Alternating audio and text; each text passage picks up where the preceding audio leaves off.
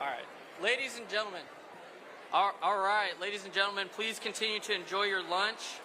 We're going to start the program now. It's very, very tight. We have a special guest joining us, and so I want to make sure we make ample time for them.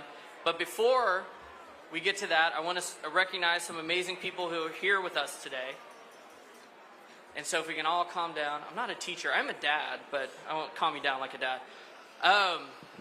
But first, I'd like to recognize the Tppf Board of Directors who are here today. Of course, we have our Tppf Chairman of the Board, Kyle Stallings, is here. Where's Kyle? There's Kyle. Our founder and Chairman Emeritus, Dr. Jim Leiniger, is here. Our former Chairman Tim Lyles is here. I don't know if I haven't seen Ernest Angelo, but I hear he's here, so maybe he's here. If not, grateful for you being here, Ernest. Doug Deason is here. Vim Head is here. Stacy Hawk is here, down the front row. Chaz Neely is here. And of course, the amazing Brenda Pejovich is here as well. All right, did I miss any of my bosses? Any of the Tppf board members? Okay, all right, I'm safe for until next year. I'd also like you to join me in recognizing our elected officials and public officials that are present. So of course we have Texas Governor Greg Abbott is here today.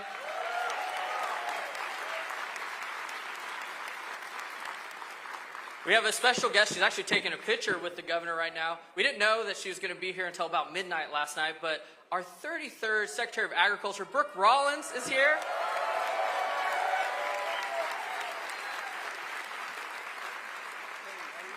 Of course, we heard from a wonderful comptroller, Glenn Hager, who's here today.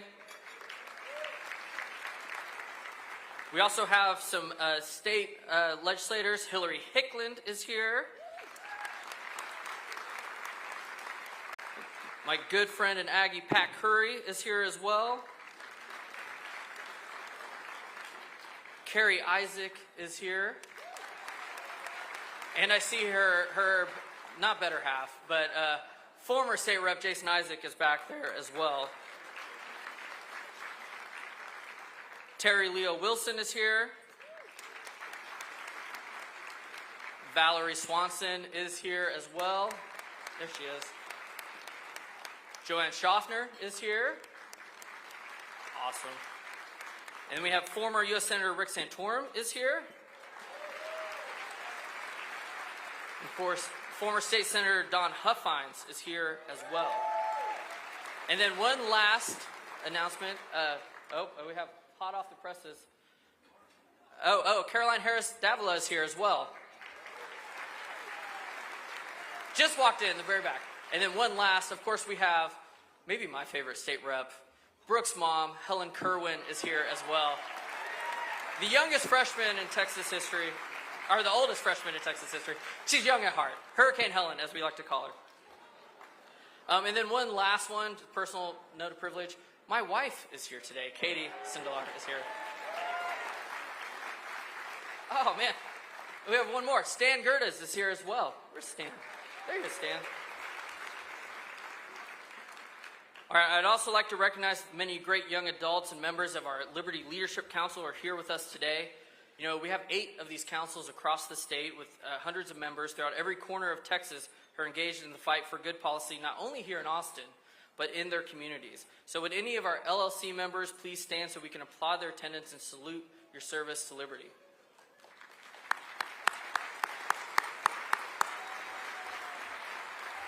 Oh man, Midland crew, front and center. I love it. It's fantastic. I think I'm still young enough to be an LLC. I'm not sure. I might be aging out of that. And of course, we have our wonderful law enforcement folks who are here to keep us safe. They're in the back. I can see them way out there in the hallway. There's Devis, Officer Devis right there, and there's me. But please, when you see them, thank them for keeping us safe and keeping our city safe as well. They're here almost every year. I think they're at like 10 of these right now, so it's pretty amazing. But I want to welcome all of y'all to the 2025 Texas Policy Summit. And I think, you know, in February 2025, I can say that TPPF is the most consequential policy organization in America. It's a little bit of a bold claim. It feels like a little bit of Texas bravado to say that, but it's especially bold when you consider the following. TPF is not the biggest policy organization in America. We're not the best known, and we're definitely not the best funded. But I firmly believe that we are the most consequential, and I'll stick by that claim, and it's because of the way we go about our business. You know, just over 2 decades ago, in January 2003, when a young new foundation president named Brooke Rollins walked in the front door for the first time, TPPF made a decision. We would continue to be what it always has been, a respected source for policy insight and analysis, but we would also do something different. The foundation would not just describe the world, we would work to change it. We would work in the trenches with lawmakers, with governors, with activists and grassroots, and with media and scholars, really anyone with whom we could advance the mission of Texas strong and free. And it's hard to remember, but 22 years ago, that was considered unusual and even preposterous. It was hard enough to do policy scholarship. How could an organization take on policy change? Almost none of our peer institutions in other states, and certainly not in Washington, D.C., did anything like it. In fact, I remember a story from around that time when a think tank leader from California came to visit TPPF, spent the day. He went home, he went back to his hotel that night, and he called his wife, and he said, "You're not going to believe it. They actually do things here." And so it's no surprise that that Californian now works for TPPF and is now a Texan. And it's not Chuck DeVore. It's actually someone else. But they're here, and many people have joined us because we actually do things. And that's our secret. It's not really a secret, but we do things, because we do, we have something right now in America that we haven't had in a long time, and that's hope. Now, am I claiming credit for the return of President Trump to the head of the U.S. government as the President of the United States? Of course not.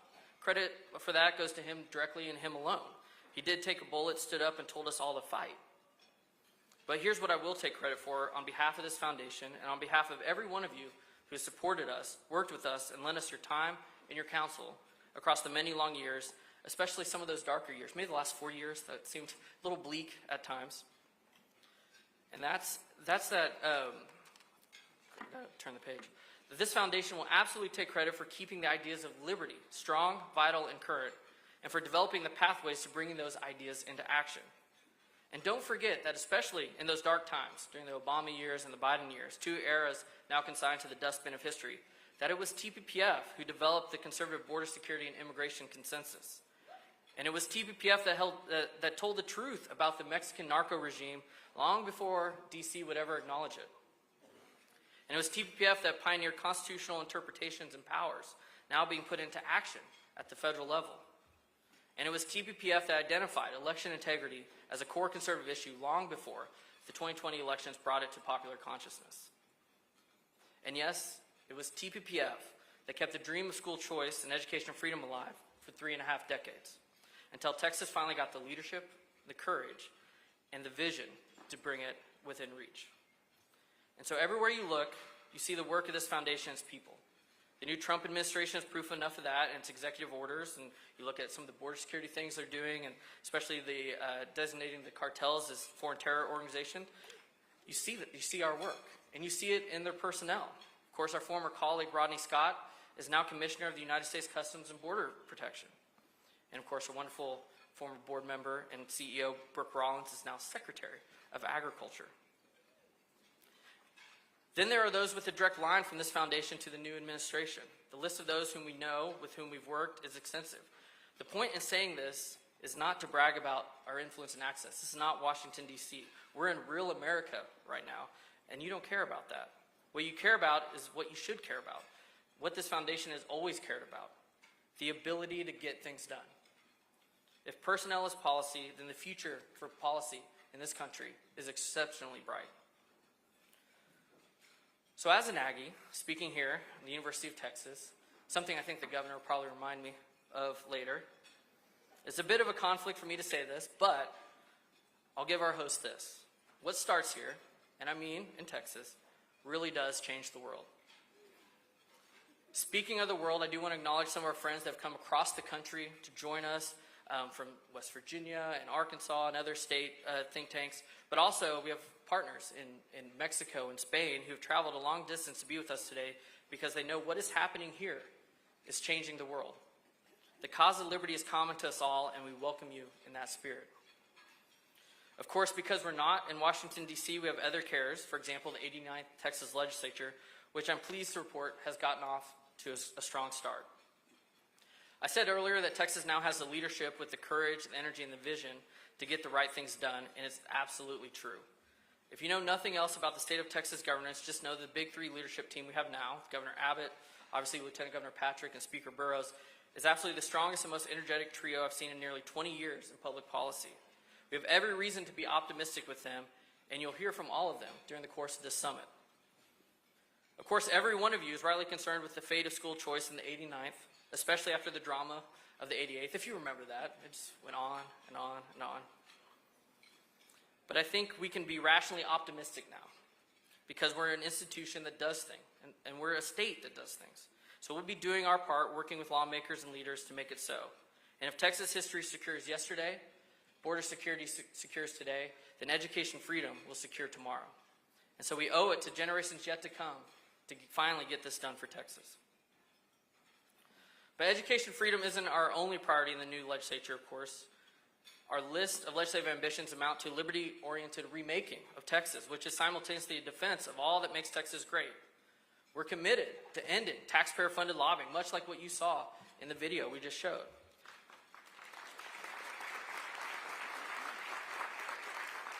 We want to ensure that every Texan owns their home fully and isn't renting it from the government. And we want to ensure that our energy grid is affordable and reliable and shows up when we need it. And of course, we're going to do what we've been doing for decades to ensure that we maintain our fiscal conservatism in this state and continue to pass a conservative Texas budget and have surpluses like Comptroller was talking about. But that's only the beginning of what we do. Because at Tppf, we look forward to tomorrow's fights and tomorrow's Texas. And one thing that we see that is in crisis already and is getting more pressing is the crisis of the Texas family, which is under increasing assault from forces arrayed against it. Most Texans would agree that Texas does better than most states in supporting and promoting families, but better than most is not the Texas standard. We must be the best, and we must meet the full demands made of any government society that wishes to affirm the whole dignity and prestige of the family and promote it as an affirmative and desirable end for all Texans.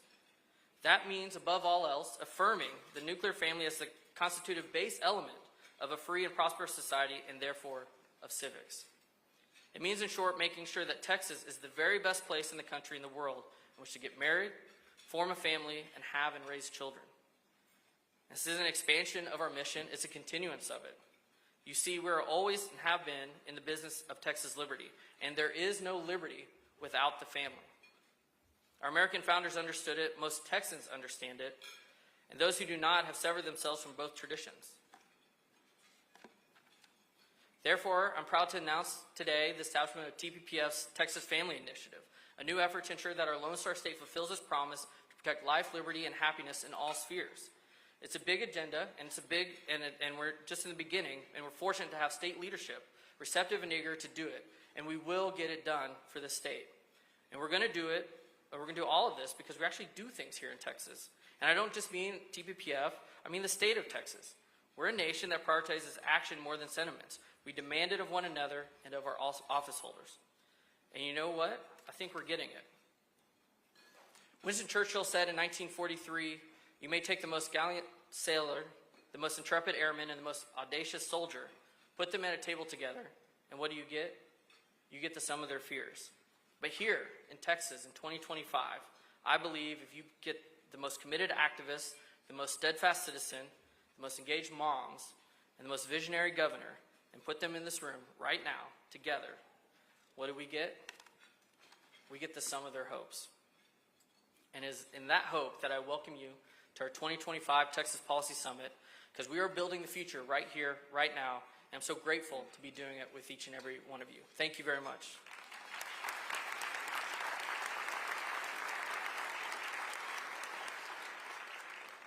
All right, so now I have the unenviable task of introducing our surprise special guest this morning. And so, you know, I hope everyone in their lifetimes finds a true friend, and everyone in their lifetimes finds a trusted mentor and counselor. and everyone in their lifetimes finds an example for emulation and admiration both. Everyone has these figures, or I hope ought to, because to do so is a great fortune. But I'm more fortunate than most, because for me, I have all three of these figures, a friend, a mentor, and an example, in one person, Brooke Rollins. Brooke, who, I don't know what she was thinking, in 2007 hired me after a hasty meeting in a love-filled conference room. And for 2 decades, she's 2 decades later, is now serving as our 33rd Secretary of Agriculture. And despite her well-deserved and well-earned ascent from think tank entrepreneur to White House head of domestic policy and now to cabinet secretary, she is still the same person, the same friend, the same mentor and example she has always been. I don't know how she finds the time. I was talking to her like 11 o'clock last night, figuring out if she was going to be here. I was like, don't you have more important things to do, Brooke? But she's here, and that's Brooke. She always shows up. And if you know a good number of high-powered officials, you know how rare that is. Most people at the pinnacle of public life are marked in some way by those who they have left behind. But the goodness and greatness of Brooke Rollins is that she is marked by those she elevates. That is the greatest testimony to her character and quality I can give. It's also a signpost marking her presence and purpose in national life now. When our founders established this republic 250 years ago, they envisioned a society of merit in which the only aristocracy was that of talent, and in which the first ranks of society and governance would be occupied by those who earned it. I can't think of any better example of the success of their vision than this. The fact that a girl from a single-parent household in small-town Texas town, through hard work and vision, rose to become a confidant, a friend, and a cabinet secretary to the President of the United States. America works. And now it's my pleasure to give you the living proof of America at work, Brooke Rollins.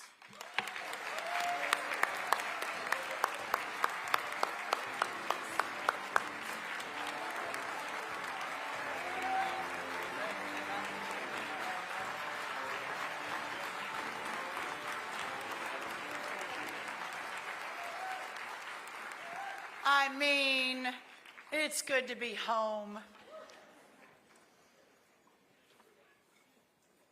Y'all know I get a little emotional every now and then, especially when I am here in Texas and here with my people.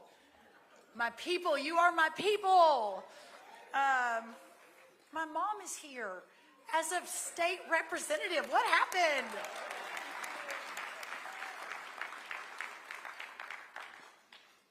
I'll tell you what happened. We had a governor who refused to say no and went all in on doing what was right. Governor Abbott, thank you.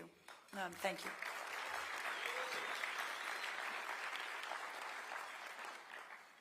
Well, Governor Abbott is extremely gracious because I have jumped in front of his keynote, and I don't want to take any of your time, Governor, but man, I had this little window of time in the week. I was confirmed on Thursday, which seems like 2 years ago.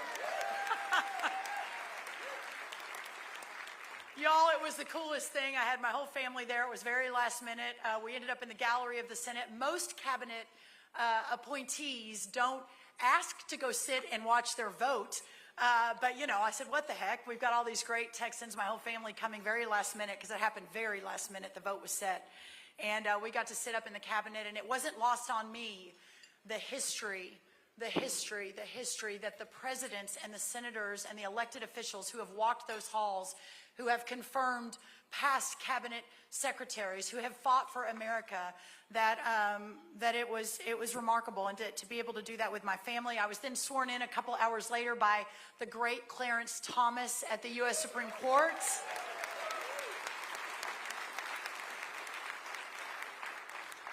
And then I immediately went to the USDA and got rid of all the DEI programs, finished all the gender ideology.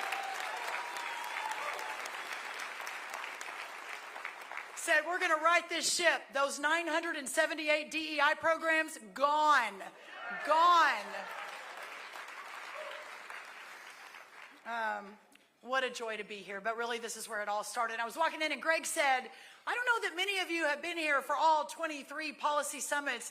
And I said, you know, I think Greg Abbott and I have been here for all 23 policy summits, the Liningers, the others. Well, again, what a joy to be here, and I wanted to make every effort. So We were sworn in on Thursday. I went and got rid of lots of bad stuff Thursday night. We headed to Kentucky on Friday. It was really important to me that we get out of Washington in those first 24 hours and we say, America is back. And we are in Washington to support you, the people, that I am, as your 33rd Secretary of Agriculture, will never forget and will in fact put first always our farmers and our ranchers, but everyday Americans that have been lost, not just in the last 4 years, although the last 4 years have been a bit of a disaster. Would y'all agree? My goodness gracious. But really over the course of history. We had that small pause during President Trump the first time, but to be in Kentucky with great American farmers and ranchers on Friday and Saturday. We then went to Kansas on Monday. Yesterday we were in Missouri. I'm kind of popping in and out of Washington, getting rid of more bad stuff in between the different state visits. But to be here with all of you is just so full circle for me. And I'm so grateful. And Governor Abbott, when I left 7 years ago and walked away from the Texas Public Policy Foundation, well, I mean, not really. I never really go away, do I, Greg? But officially walked away to join the last White House. I knew that we had basically one more shot to save this country. And I knew that Texas was in such great hands, first with my people at the Texas Public Policy Foundation, for whom I had served for 15 years before I walked away to go to the White House, but also because of this governor who has been bold and fearless and courageous. And I am forever, forever grateful that we keep putting Texas and making Texas the model for not only America, but for the world. And Governor Abbott, you have done a remarkable job in that. And I mean that so sincerely. Thank you. Well, I look out across all of you here and you who have come, most of you from Texas, many of you, though, from America to see how we do it here in Texas, and even a few of you from across some great oceans all across the world. And I see the success of a vision that was incepted long ago. But I see something even more important than that, because what's happening here now is ultimately not about the Texas Public Policy Foundation, and not even about our great governor and our great lieutenant governor and others, our elected officials. But to paraphrase Churchill, we, TPF, Governor Abbott, all of us together are giving the roar. But as Churchill said, it is the lion's spirit, the lion's heart, the spirit of freedom that is in the people. And that's you. That's every one of you here. That's each of you who burns for freedom, who loves our history and our heritage, who knows it must be defended at all costs, and who, most importantly, does something about it.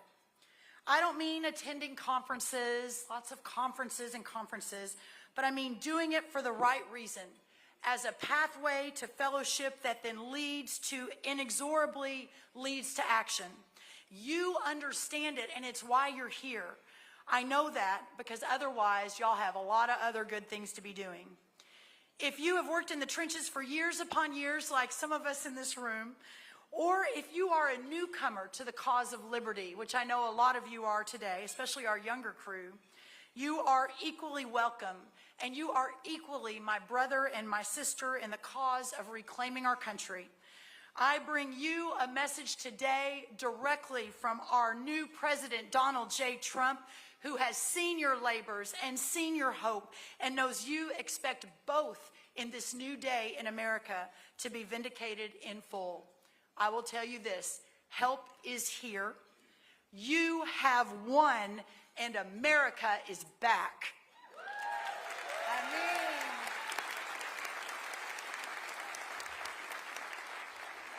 And you know, it doesn't mean that there isn't a tremendous amount of work to do, because there is. There's a lot of it. A huge, huge amount to be able to sweep away years and generations of the left's ceaseless efforts to undermine our republic and end our way of life. The bad news is that they achieved much, and the task before us is immense. The good news is our president is with us. Our hearts are strong, and we are Americans. Let me be more specific for this room and this audience only. You know, don't tell anyone, but what I'm about to say I think is kind of amazing. We here in Texas are the most American Americans.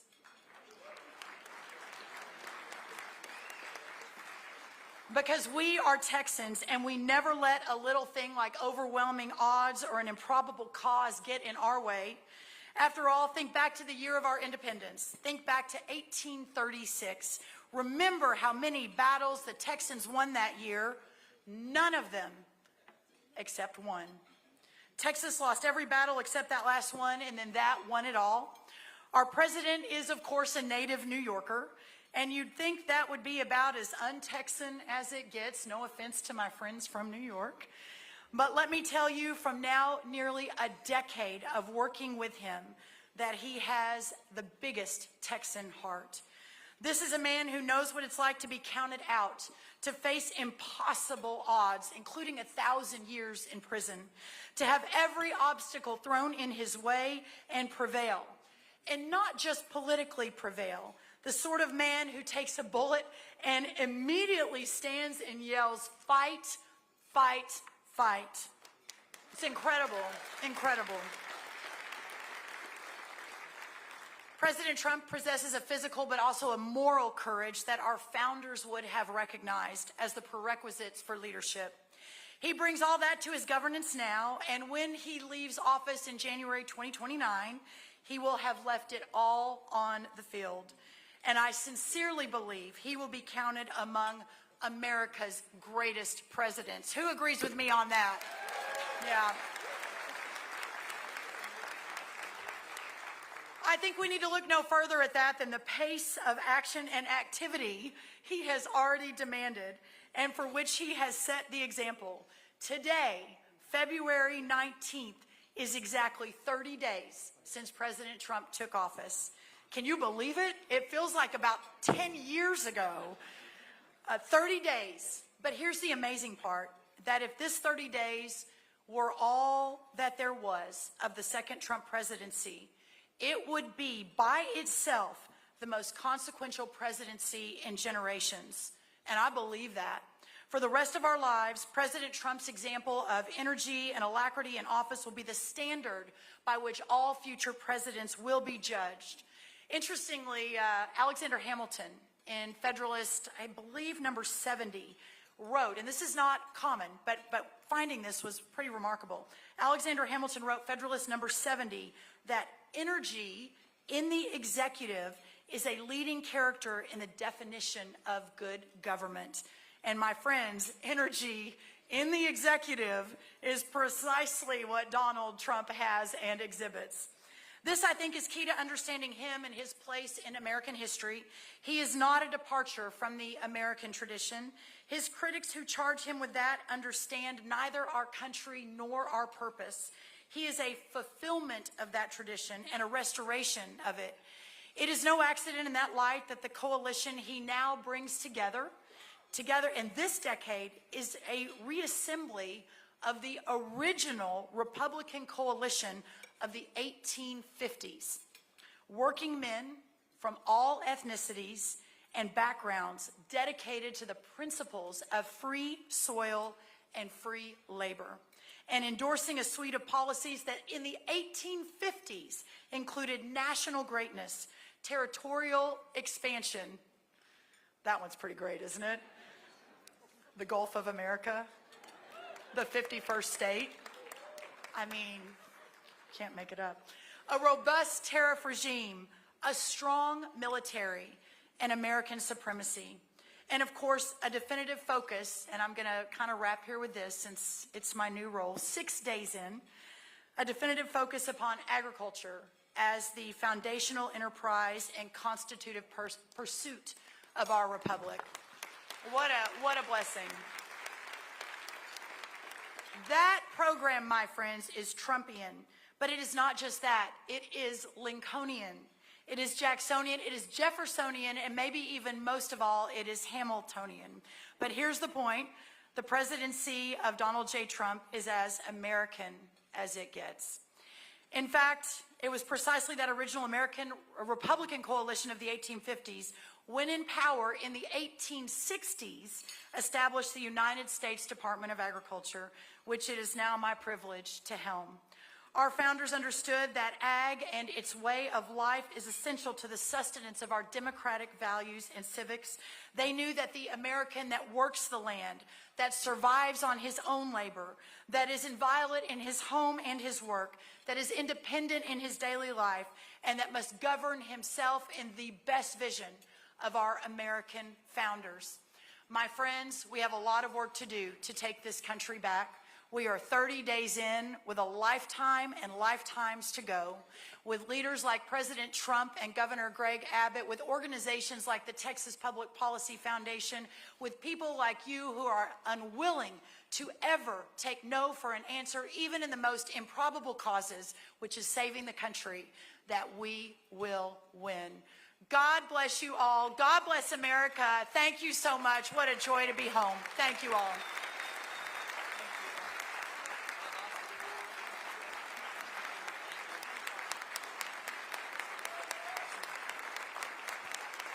How about Brooke Rollins?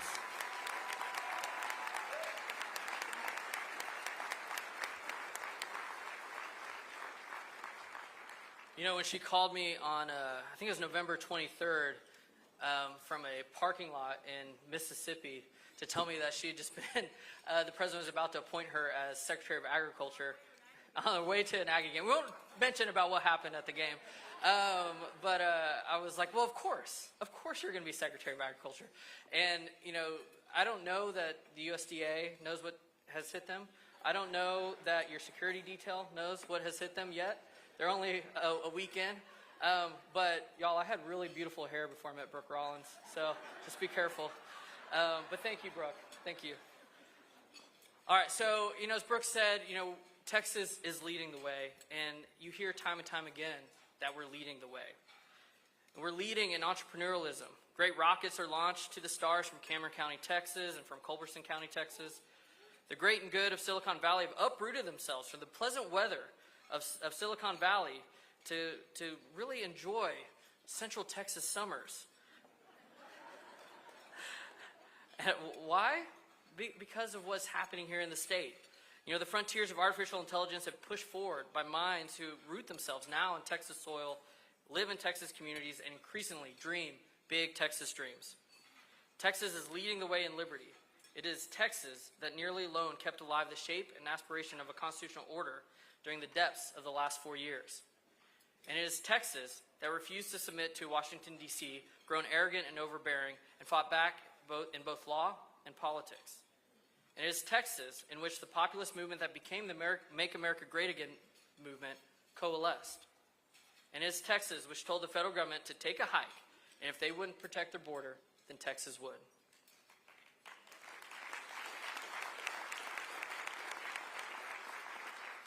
Texas is so dynamic, so attractive, and so flourishing that, in fact, I just read this weekend that in 20 years or less, we will be the most populous state in the country. Because in Texas, this is where the American future is forged. But who is responsible for all of this? Well, principal credit, of course, goes to the people of Texas, who, unlike much of the country, never forget their inheritance of liberty, nor the need to fight for it. But credit goes to someone else as well. Our American founders understood well the necessity of a singular figure in the Republic who would express and execute the people's will with energy and assurance. For them and their generation, that man was George Washington, the indispensable man, without whom the great events of that era would never have come to pass. Well, in Texas today, we have our own indispensable man.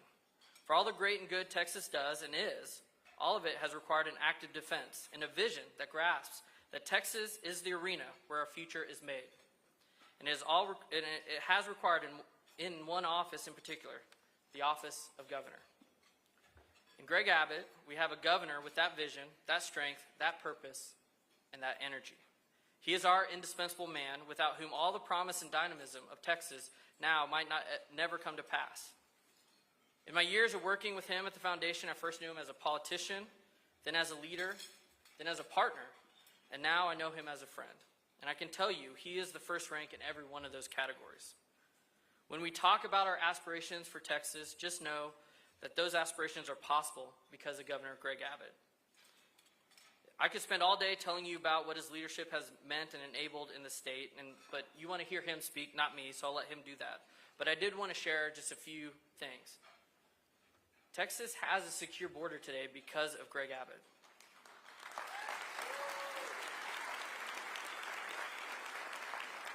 Texas has ended genital mutilation of children because of Greg Abbott.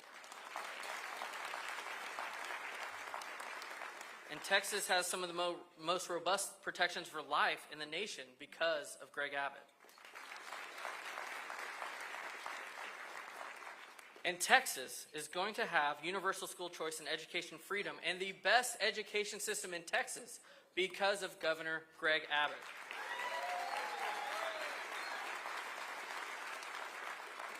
He is our indispensable man, our successor to Sam Houston, and that's the governor I'm proud to call a partner and a friend. Please help me welcome our governor, Greg Abbott.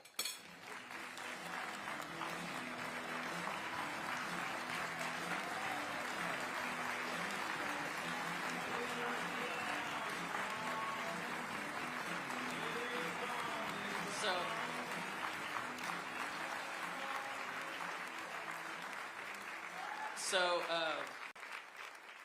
many of you may or may not know this, but the farmers and the Cowboys can be friends, right? Aggies and the Longhorns can be friends. And the governor and I might have made a little wager on what happened in November 30th, and now it's time to pay my due. So, Governor, I'll turn it over to you.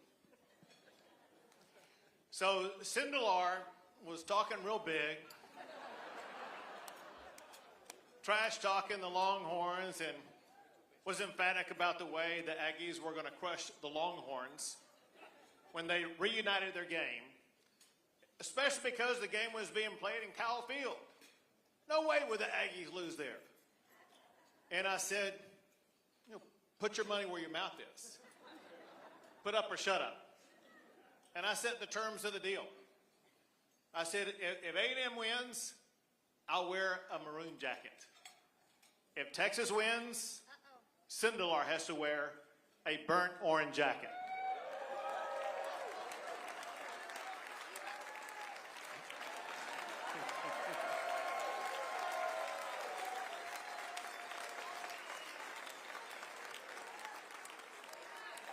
The eyes of Texas are upon you all the livelong day.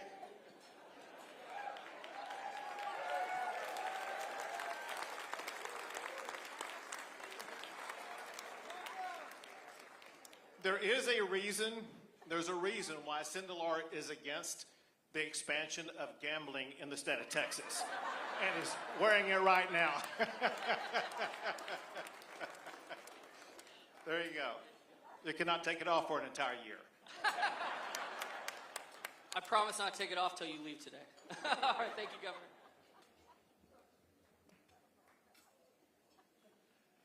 Give it up for Greg Sindelar.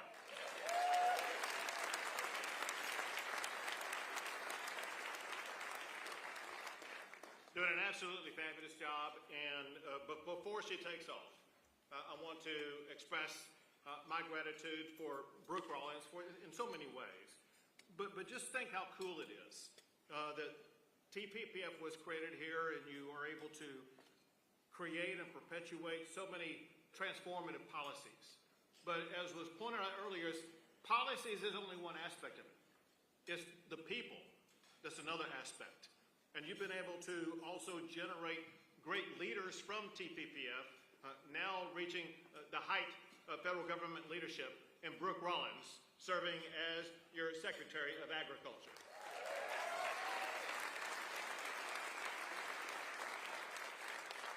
Now, if you could, I got to share with you, I would like to share with you something I would like you to take back to President Trump. So we are proudly going along with what President Trump mandated, and is now policy of the state of Texas to identify the Gulf as the Gulf of America.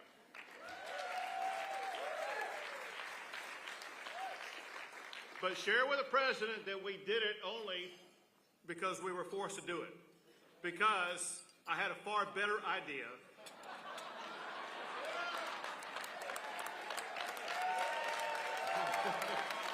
Right. we all know, it's the Gulf of Texas.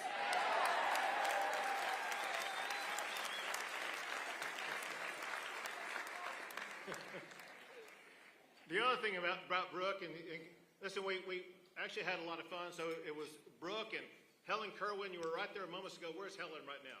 She's gone back to the floor. Oh, go back to the floor. Already back working. But listen, we crisscrossed your hometown territory. Voter after vote, city after city, community after community, talking to the people on the ground about what mattered most to them.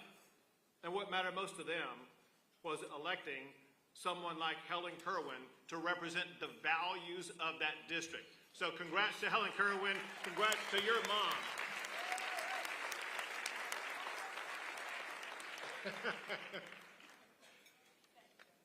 So there's several things I want to cover today. Two, I just want to make a couple of short comments about and devote most of my time to school choice. One point that I know is very important to everybody in this room and incredibly important to every Texan outside this room, and that is that we must deliver meaningful property tax cuts this session.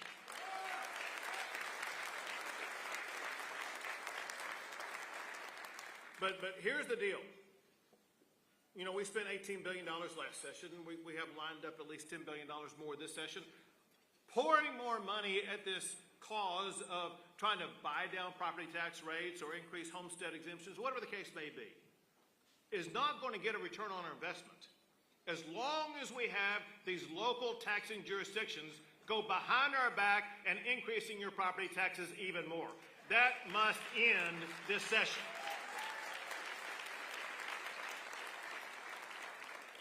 One of the strategies we have, and we need more than one, but one strategy that we must pass this session, and that is to say that no taxing jurisdiction in the state of Texas can increase your property taxes without getting 2/3 vote of the people in favor of that proposition. That vote must take place in November, and it must have at the end of the proposition the statement, if you vote yes for this proposition, it will increase your property taxes in Texas. No more property tax increases in Texas is what we need. One quick note that was brought up by Greg Sindelar about the board. I want you to understand the order of magnitude of the change that we've been through in just a 2-year time period. About 2 years ago, in Eagle Pass, Texas, there's a city park there that the Biden administration was processing up to 5,000 illegal immigrants a day. We shut that down by wiring it completely shut. And now there are crossing, on average, less than one person a day crossing in that area. But now that we're working in collaboration with President Trump, we see on average across the entire state of Texas, less than an average of 150 people crossing the border a day. This is game-changing. It's never been this low. And we owe President Trump and his team, like Secretary of Homeland Security, Kristi Noem. You got Tom Homan, a real border czar, doing a job of securing the border. People are doing things unlike ever before. The border is in great hands for the next 4 years. My work with the Trump administration is that President Trump and I both know one thing. In 4 years, he is gone. He will do a great job over the next 4 years to make sure we secure the border. Our goal is to ensure that over the next 4 years, we do a great job of preparing the border for security for the next 40 years in the great state of Texas.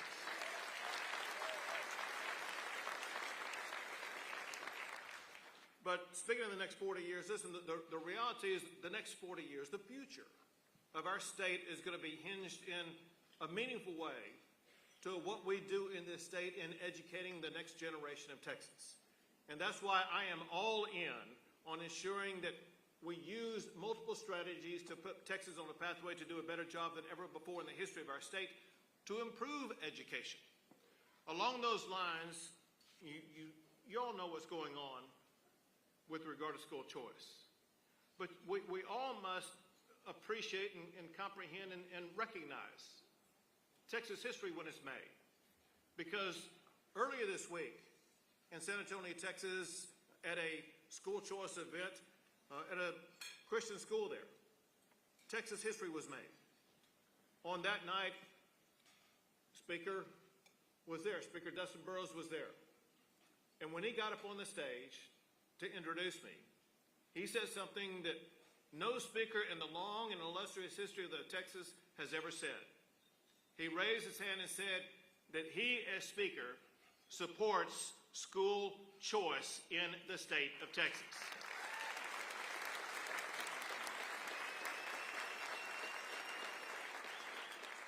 He told the audience that he has the votes in the Texas House to pass school choice this session. That being said, let's talk about a reality. The reality is that those who are entrenched in the status quo do not want to see school choice because it disrupts the monopoly that they have in the education system. As a result, the monopolists, the educators who are anti-school choice, they're going to fight to the bitter end. They're going to do whatever they can, say whatever they can to try to discourage House members to vote in favor of school choice. But you can tell that we are winning. You can tell that the fight is over because there is a threshold in this process that shows you the end is near. And that is when your opponents have nothing else to resort themselves to other than lying about the facts. This isn't the first time this happened. Remember what happened in the presidential campaign. The last 2 months of that campaign, all Kamala Harris did was lie about Donald Trump. She didn't have any valid policy positions herself. All she could do is lie about Trump. And how did that turn out? Kamala got creamed in that election. Right now, the only thing happening by the opposition is lie after lie after lie, or let's be charitable about it. They're just completely uninformed about what they're talking about. That being said, what I wanted to do today was, for one, to provide clarity on some of the issues. I know you know them, but those people in the back may not know the clarity on the issues. Another thing, and that is I've been meeting with Texas House members, and especially with the freshmen. And the freshmen are experiencing something for the first time. They're getting emails or notes or text or phone calls by teacher union members registering their antagonism to school choice. And they said they wanted to be armed with the answers and the responses to deal with that. They themselves wanted to know what the information was. They wanted to have the comfort of knowing they were in the right, but also be well enough informed that they could respond to their own constituents. So I told these members, why don't you give to me what are some of the most pressing questions that you have, and I will use my opportunity at Tppf with not just a wide audience here, but a wider audience back there to explain to Texas what the questions are and what the real answers are. Question number one, is school choice going to pull money out of the public school system? Another way of phrasing is school choice going to defund public education in the state of Texas? In a word, no. The reason for that is multifold. There is funding that goes to public schools, and that's one pot of money. There's a separate pot of money that doesn't have anything whatsoever to do with public school funding that's set aside to go to school choice. It's the same concept as this. Just as we set aside other money for roads, for water, for power, for the other things that we pay for in the state, we can set aside money for school choice. The argument being made by those against school choice would be the same as saying, listen, when you're taking money to build roads, you're taking money away from public schools. When you're taking money to build power, you're taking away money to build public schools. Just completely false. The two are completely separate pots of money. And then as it occurs, this concept, What people are talking about and the way they talk about it is that they say, well, you can fund public education or you're going to fund school choice. You can't do both. Completely false. We have the resources and we have the ability, and we are going to fully fund both public education as well as school choice.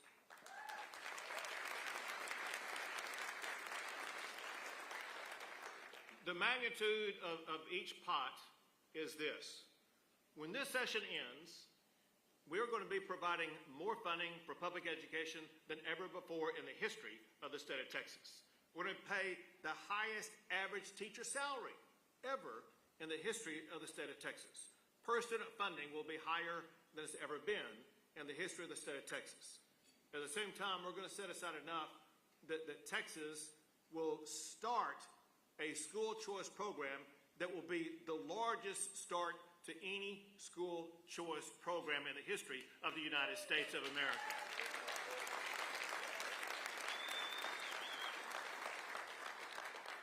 Question number 2 is school choice only for the rich? Completely false narrative. The rich already have school choice.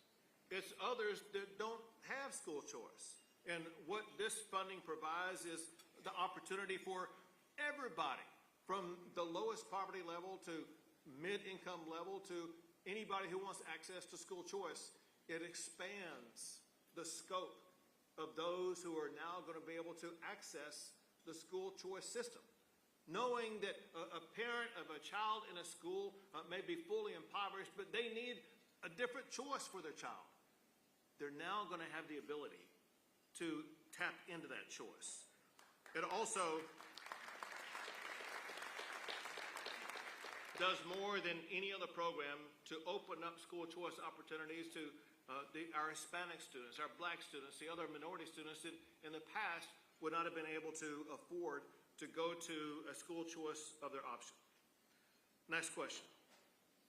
Why will children enrolled in the school choice program receive $10,000 per child when the state only pays $6,160 per student in public school? Again, complete false premise. The state does not provide $6,160 for public education students. The average funding per student in public schools in the state of Texas is about $15,000. 1/3 more per student than going into the school choice program. And so there are complete false narratives. The way this is argued is educators talk about what's called the basic allotment. The basic allotment is that $6,100 figure. The basic allotment, as I pointed out, is only just above 1/3 of the overall funding that goes to schools per student funding for them to be able to pay their bills. And so it's a complete false narrative. Next question. How will lower income parents afford to send their children to private schools with $10,000 when the average private school tuition is far higher than that? That's false information. The average private tuition among our schools across the entire state of Texas is roughly about $10,000. The median per tuition per student at private schools across the state is about $9,000. The average is a lot higher because there's some schools that are $30,000, even $40,000 per student. Bottom line is there's going to be an abundance of schools across the entire state that families are going to be able to afford without coming out of pocket a single penny. I'll give you some examples of just schools that I was at recently. I was at a school in Athens, Texas, where the tuition was about $8,000 per student. And so that would cost less than the $10,000 it's going to. I was at a private school in Edinburgh, Texas, where the average tuition was a tiny bit less than $3,000 per student.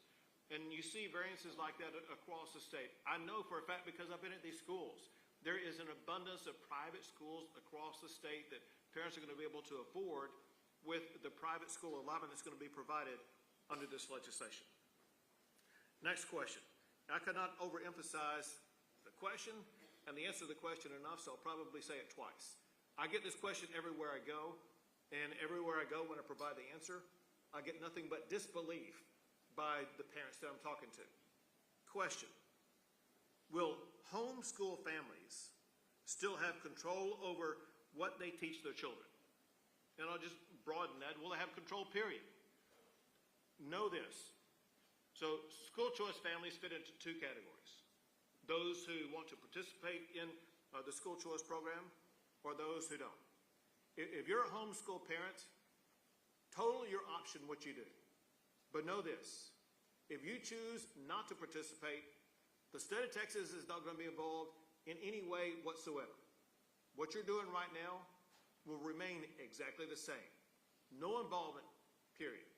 Second, if you decide to tap into the school choice program for your homeschool children, the state of Texas is not going to regulate or change what you're teaching to your child at this time.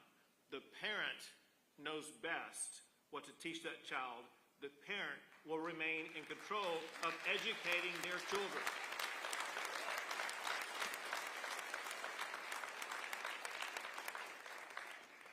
Next question: under school choice, will government intervene in a private school's hiring or firing standards, student behavioral standards, or choice of curriculum?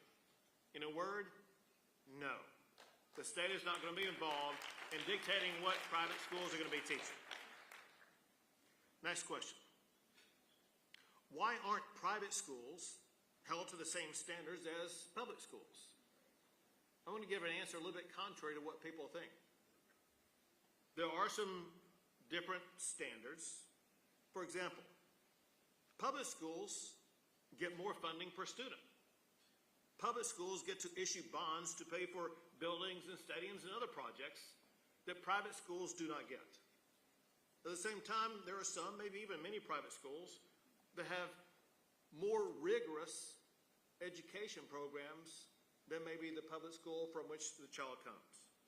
The reality is the purpose of school choice isn't to be a duplicate of the public education that a family wants to leave. It's to provide an alternative to that education program.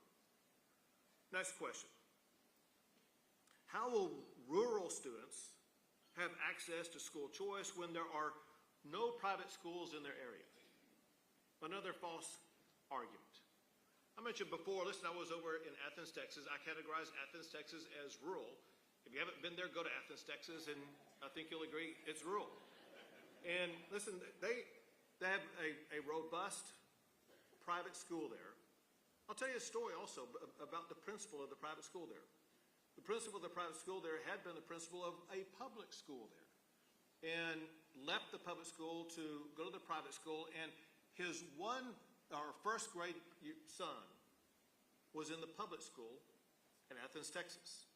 And what this principal said is that when he came home from school, and his first grade son started rattling off four-letter word after four-letter word after four-letter word, the dad got a pen out and wrote down every word his son was saying. When his wife got home, who was an educator herself, they talked about what was going on. They recognized that they weren't wealthy, they didn't have the resources to be able to send their child to another school. But they also recognized it was not right for them as a family to keep their child in a school that was learning that type of stuff. And so they went through the financial sacrifice to do what was right and send their first grader to a school that was going to match the values of their parents. This proved two things. School choice actually is very effective in rural Texas. But also school choice is not for millionaires. It's to parents like this who live paycheck by paycheck, who are going to have an equal opportunity now to send their child to a school that parents believe is best for them.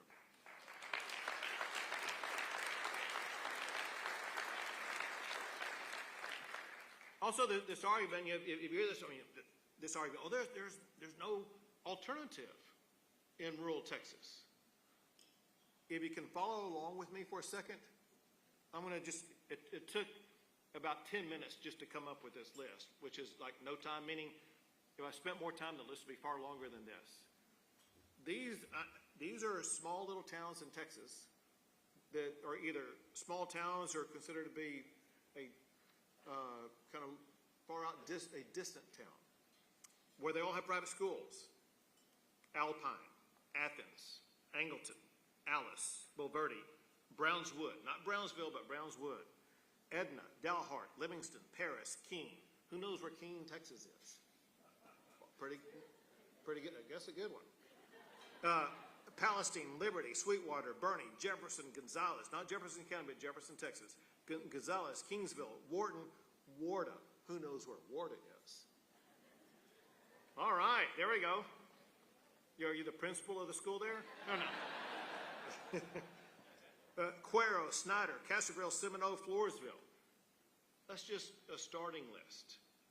The reality is there's a lot of schools in small town Texas that a lot of people are unaware of. And that's under our current system. Supply will create demand.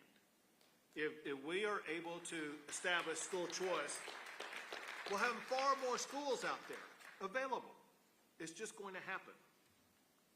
Another thing in that regard, and this is kind of a detail embedded in all of the school choice legislation that works particularly well in rural settings, and that's the ability to create what are called micro schools. There's kind of another synonymous name for it, like pods and things like that, that parents can get together and form these micro schools in a rural setting in the state of Texas and make sure they're going to be able to educate the children the way that they want to educate their children. Next question. This was interesting. Where do political leaders stand on school choice? Those who are at the national level who support school choice are Donald Trump, Ronald Reagan, and J.D. Vance.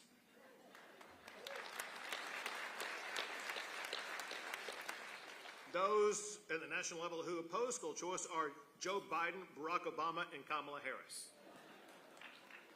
At the congressional level, those who support school choice, Ted Cruz, Tim Scott, and Rand Paul. Those who oppose school choice, Bernie Sanders, Elizabeth Warren, and Ocasio-Cortez. So, I know there are House members out here today.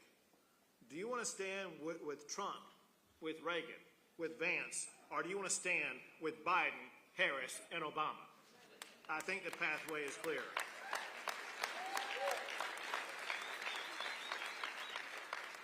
Another question that comes up is, has school choice worked in other states? And the answer is yes, and robustly. Listen, school choice has been working in more than 30 states across the entire country. And one thing that we've seen is there's been no decimation of the public schools in those areas. Public schools haven't collapsed. They haven't been eliminated. In fact, in many instances, the public schools have been enhanced. I'm going to tell you about a study that I saw that is now 2 years old, and I'm sorry I didn't do my homework and catch up about what happened last year. But 2 years ago, there was a report that came out about the schools, the public schools in the United States that were performing the best at the high school level. Which states had the top schools in the top 100, the most schools in the top 100? Number one, I'll forget the orders, Florida and Arizona. They had the most public schools in the top 100. What do Florida and Arizona have in common? Exactly, the most robust school choice programs. It shows you can have robust school choice programs and at the very same time have some of the best public schools in the United States of America.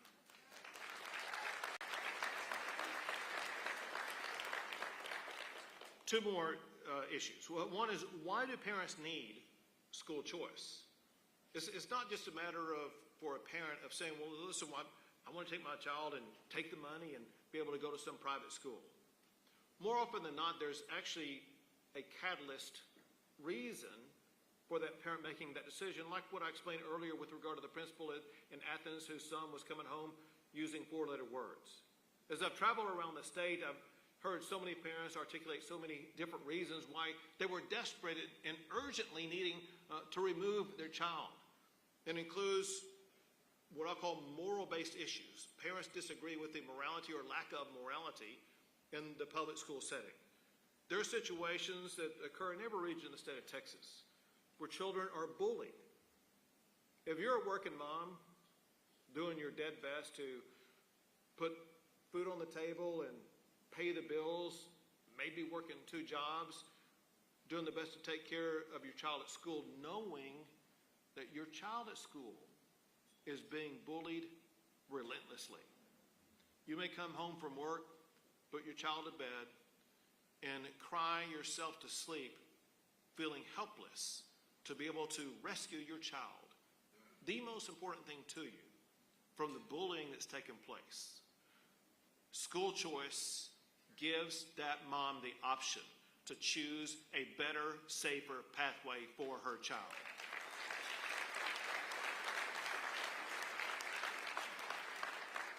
And then something came up this past week that is an echo of something that comes up literally every week. It was a video from Bel Air High School, which is in Houston area, and the video was of a woman with a group who's reading a letter from a parent there who wanted to stay anonymous, and what the parent wrote in her letter was how her child in school, she had teachers and educators who were assisting and aiding her sexual transition against the will of parents, even trying to hide the information from the parents. That is wrong. No parent should have their child transitioned or harmed by an educator.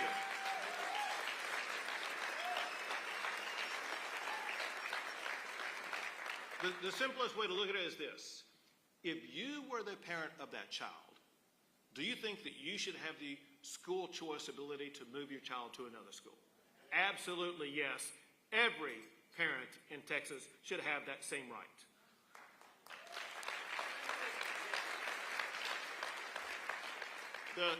The last question, the last issue. What is the goal of school choice? I'll ask the same question of what is the goal of these teacher unions who are fighting against school choice? If you listen to what they say, they articulate a single goal. Money, money, money, money. All they want is more money. I think our goal in education needs to be far bigger than just money. Our goal must be to take the actions needed to put Texas on a pathway to having the best education for the kids of our state in the United States of America.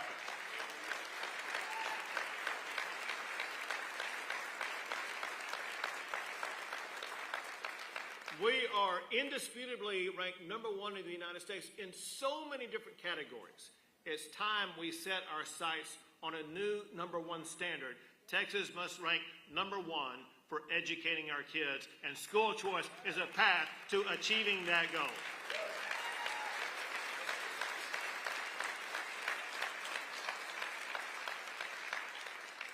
We would not be where we are with the advancements that we've made on school choice without Tppf. But the members, those involved in policy, those involved in working with the Capitol, but the supporters, everybody in this room has had a role to play to make sure that we've gotten to the point where we are today. But we've still got more to do. We've got to make sure that we do fulfill what the Speaker said, and that's to ensure he has the votes to get this done. When we do that, we're going to have a Texas-sized party celebrating school choice in the state of Texas. Thank you all. God bless you all. And God bless the great state of Texas. Thank you, man. Thank you all. Appreciate you.